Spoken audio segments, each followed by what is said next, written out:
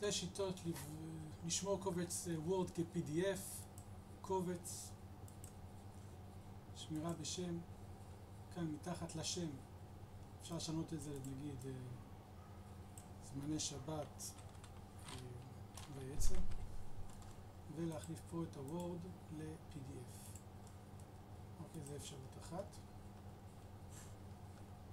בסדר, ואם אני בעצם נפתח לי עכשיו הקובץ, איפה ששמרתי אותו שם זה ייפתח.